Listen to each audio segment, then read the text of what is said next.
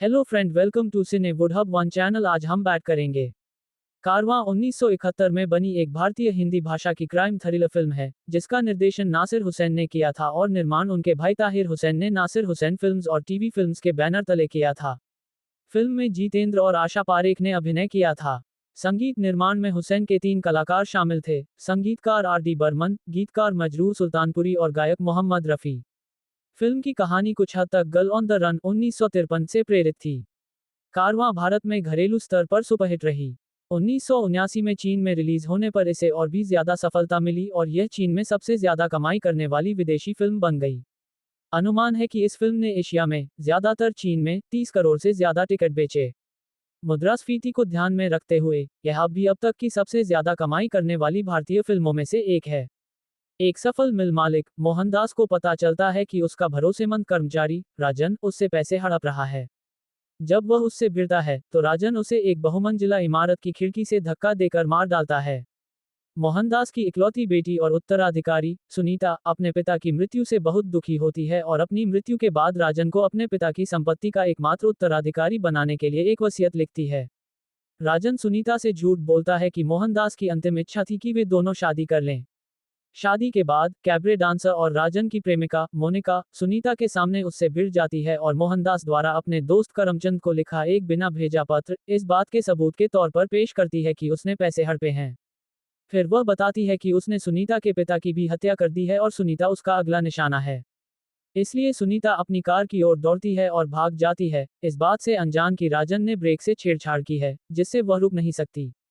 जैसे ही कार पहाड़ी से नीचे उतरती है, सुनीता बाहर कूद जाती है और पुलिस मान लेती है कि वह मर चुकी है। हालांकि चूंकि उसका शव कभी नहीं मिला, राजन को लगता है कि वह अभी भी जिंदा है और वह अपनी टीम को उसकी तलाश में भेजता है। अपने पिता की हत्या का इंसाफ पाने के लिए सुनीता मोनिका से मिले पत्र को वापस लेने के लिए बॉम्बे जाने की योजना बनाती है। ऐसा करने के लिए वह अपनी पहचान सोनी नाम की एक गांव की लड़की के रूप में बदल लेती है और मोहन और जॉनी की एक ट्रक के पीछे छिप जाती है, जो बंजारों के एक समूह का हिस्सा हैं। जॉनी मोहन के भाई मोंटू को लेने बॉम्बे जा रहे हैं और फिर खंडाला और बेंगलुरु जाकर अपनी मां से मिलते हैं। मोहन सुनीता को उसका खाना चुराते हुए पकड़ लेता है और उसे बॉम्बे ले जाने के लिए राजी हो जाता है।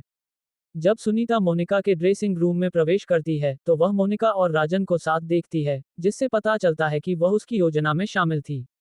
राजन कहता है कि वह करमचंद से डरता है, जो सुनीता के लिए अपनी जान दे देगा और 2 महीने में बेंगलुरु पहुंच जाएगा। राजन द्वारा सुनीता को देखने के बाद वह चुपके से ट्रक में वापस आ जाती है, उनके कारवां के साथ बेंगलुरु जाने की योजना बनाती है और मोंटू सुनीता को चुपके से उनके तंबू में ले आता है।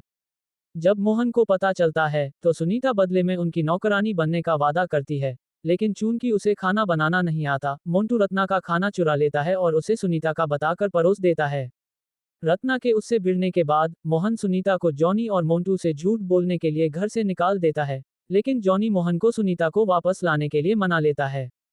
फिर निशा, मीठालाल तोता की बेशकीमती नर्तकी, जो मोहन पर मोहित है, सुनीता पर हमला करती है, जिसके जवाब में मोहन निशा से झूठ बोलता है कि सुनीता उसकी होने वाली पत्नी है।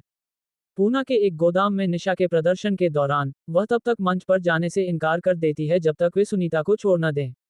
मालिक पुलिस को न बुला ले, इसके लिए मोहन सुनीता को अपने साथ नाचने के लिए कहता है।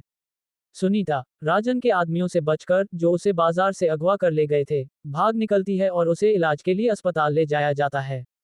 जब नज मोहन को उसके बचने की चिंता बताती है तो सुनीता उससे प्यार करने लगती है। मोहन फिर शादी का प्रस्ताव रखता है, लेकिन वह राजन से अपनी शादी के बारे में सोचकर मना कर देती है और नतीजतन मोहन शराब पीने लगता है। चूंकि राजन सुनीता के बाद मोनिका को मारने की योजना बनाता है, मोनिका उस पत्र को फेंकने के बजाय करमचंद को फोन करके राजन के बारे में चेतावनी देती है। सुनीता और मोहन के बीच सुलह होने के बाद वे अपने विवाह समारोह के लिए बेंगलुरु पहुंचते हैं, लेकिन सुनीता करमचंद को बुलाने के लिए भाग जाती है, जिसे बाद में राजन के आदमियों ने मार डाला। जब मोहन, सुनीता, निशा और मोंटू मोनिका के घर पहुंचते हैं तो राजन के आदमी घुस आते हैं, मोनिका को बांध देते हैं और उनका अपहरण कर लेते हैं। जब निशा भागती है तो वह मोंटू के ऊपर खड़े होकर मोहन द्वारा डाले गए फंदे को काट देती है। मोहन अपहरणकर्ताओं की कार चुराकर सुनीता को ढूंढता है, जो एक पेड़ से बंधी हुई है, जबकि राजन उसकी कब्र खोद रहा है। जैसे ही मोहन राजन से लड़ने के बाद सुनीता को खोलता है, राजन उठता है और उन पर बंदूक तान देता है। हालांकि निशा प्रकट होती है और गोली खाकर खुद को बलिदान कर देती है। हमारा वीडियो पसंद आया तो लाइक करे, शेयर करे और सब्सक्राइब जरूर कर दीजिए।